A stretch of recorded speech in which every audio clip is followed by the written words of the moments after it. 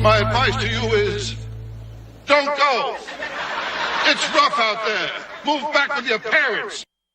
Well, it might be a funny movie scene, but in reality, more than a quarter of graduates or graduating college seniors, well, they don't feel prepared for the job market.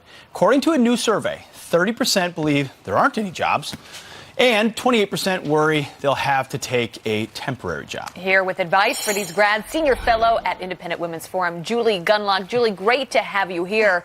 Off the top, just your advice for graduates. I mean, how about just toughen up and go get a job?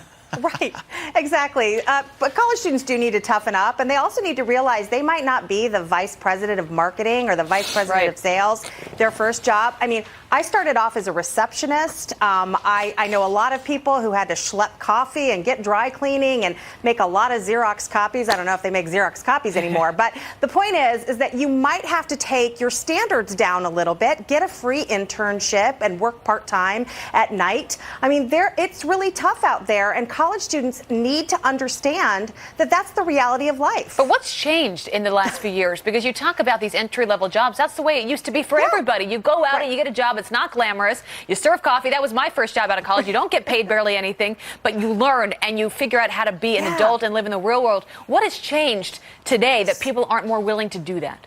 So much has changed. First of all, the parenting culture has changed. Parents now coddle children, overprotect them. Often parents do instead of teach, and this is really detrimental to kids. Then they go to college and they're protected from anything that might offend them. Instead of rigorous debate, they're offered safe spaces and speech codes and trigger warnings.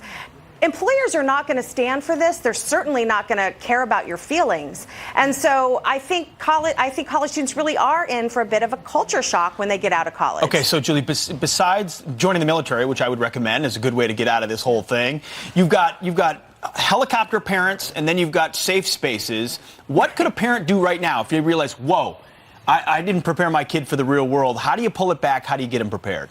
Very simple things. Look, teach your kids how to make a simple meal for themselves. Teach them how to do their laundry. Give them chores where they earn a small amount of money, and then let them walk to the store by themselves where they can purchase something that they want. Let them walk to school. Give them more freedom to make decisions on their own. And also teach them how to use social media. Pete and I didn't have Instagram when we were in college, probably for the best. But you don't think about when you're in high school and college the things that you're posting that might impact the job that you want to get when you graduate. Very good point. Keep your social media clean. Thankfully, there were barely computers when I was young, so I was able to avoid that. But that is very important. Employers are increasingly looking at people's public profiles and their social media profiles. Julie, you're a part of something called the Culture of Alarmism Project. No, I think I know what it means. Explain to our viewers what that means. Well, look, parents are constantly told. Part of the reason we have helicopter parenting is because parents are constantly told there are dangers around every corner, and that's not true. We live in safer times. We have more access to healthcare and products than ever before, safe products.